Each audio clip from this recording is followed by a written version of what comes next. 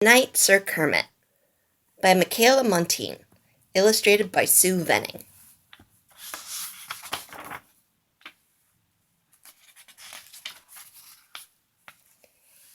It was a summer evening, the kind where bedtime arrives before it is dark. I don't like having to go to bed while it's still light outside, Kermit sighed. We could be playing in the park. Try playing with your toes, Gonzo suggested. That always makes me sleepy.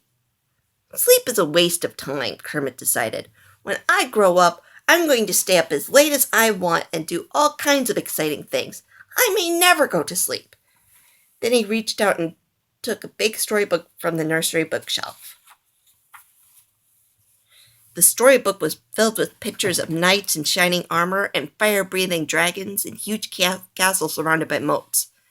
I bet the babies who lived back then had exciting lives, said Kermit. They probably stayed up all night fighting dragons and having fun. Kermit studied a picture of a gray stone castle. It must have been great to live in a place like this, he thought. You would never run out of rooms to explore. I wonder what's behind the castle. I wish I could see. Suddenly, Kermit was no longer looking at a picture. He was peeking around the corner of a real castle. A castle just like the one in his storybook. Now he could see that behind the castle was a beautiful garden. In the middle of the garden was a pond filled with lily pads, and on one of these lily pads, a frog, who was just about his own size, lay sleeping. That frog looks familiar, Kermit thought, and he jumped into the pond to have a better look. As Kermit neared the lily pad, the sleeping frog woke with a start. "Who goes there?" he cried. Then he saw Kermit and shrugged his shoulders. "Never mind," he mumbled sleepily. "I thought you were the dragon." "You must have been dreaming," Kermit laughed. "Dragons aren't real. They are only in storybooks." "Of course they are real," the other frog replied. "They're just as real as I am, and I am Sir Dancelot, Knight of the Pond Table." "My name is Kermit," said Kermit, "but I'm not a knight. I'm just plain old Kermit." "You're lucky," Sir Dancelot sighed, "because if you were me, you would have to fight the dragon today." "Are you afraid?" Kermit asked.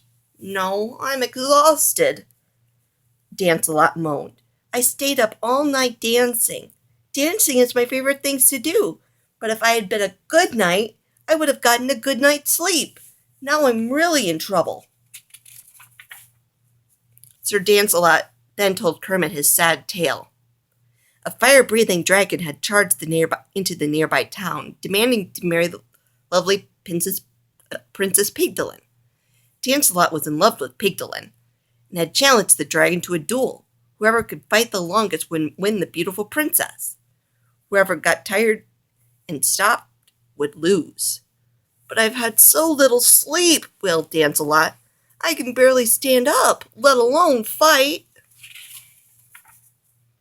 Kermit felt terribly sorry for the exhausted knight and wanted to help. "What if I fight the dragon for you?" he suggested. "I'm wide awake." "Oh, thank you," said the grateful knight, shaking Kermit's hand. "My armor and horse are behind that big rock. Be sure to wake me when it's over, and good luck." Kermit was so excited he could hardly put on the armor. He clinked and clanked around a bit, but finally got it right and climbed onto the horse. Then he headed toward town.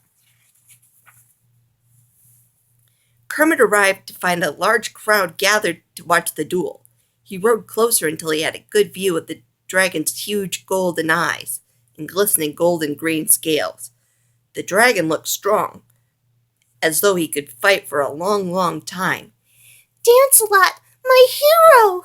Princess Pigdolin was calling. "You must save me from this monster. He has been running around breathing fire and smoke all night waiting for you." "So the dragon has been up all night too, has he?"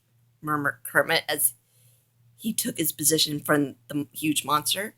"That gives me an idea." When the duel began, Kermit tried to remember every lullaby he had ever heard. He sang them to the dragon one by one. He sang Rockabye Dragon, he sang Go to Sleep, Little Dragon, and Dream, Sweet Dragon, Dreams. Soon the dragon's eyes began to close. He sank to his knees, then stretched out on the ground. Soon he was sound asleep. Hip hurrah! Long live Sir Lancelot! Cheered the crowd. They cheered softly so as to not wake the dragon. My hero! Sighed Princess Pigdolin. You have conquered the dragon, and now we can be married. She leaned over to give Kermit a kiss. Oh no, thought Kermit. This is going too far. Fighting dragons is one thing, but marrying a princess is another.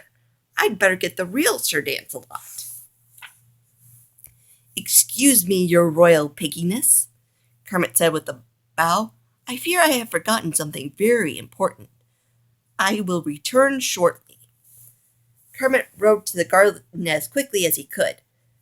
The real Frog Knight was waking up just as he arrived. Hurry, said Kermit as he took off the armor and handed it to Lancelot. Put yourself in this tin suit. We've got to get you back so you can marry the princess. As they galloped along, Kermit told Lancelot everything that had happened. And if I were really you,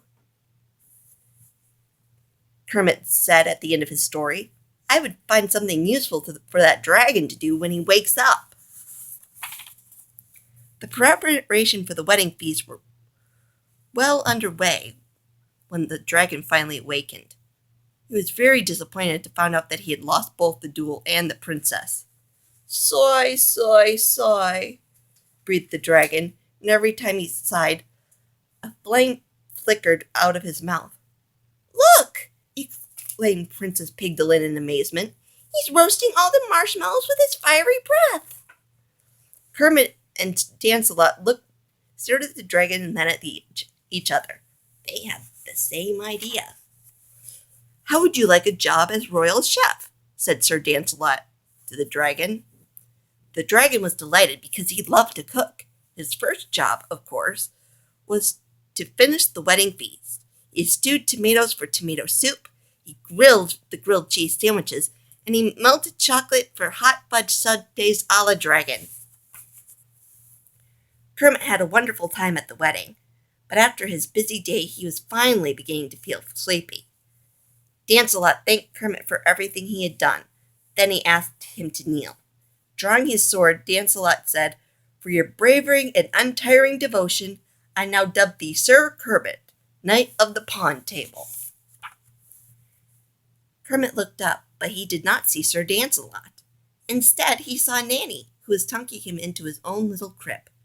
Good night, Kermit, she said. Yes, Nanny, Kermit murmured sleepily. I guess I am a good night.